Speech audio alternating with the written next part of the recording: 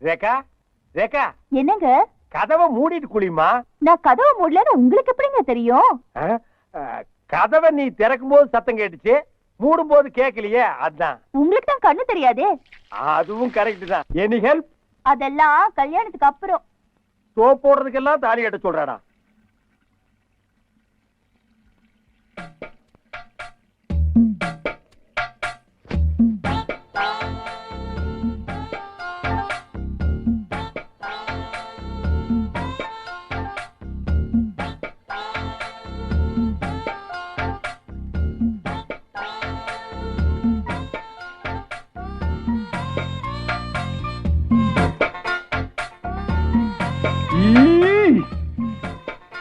ஆமா, இந்த விரல எல்லாம் துணி சுத்திட்டு ஒரு வேலைக்காரன் இருந்தானே, அந்த ஆளு இப்ப எங்க?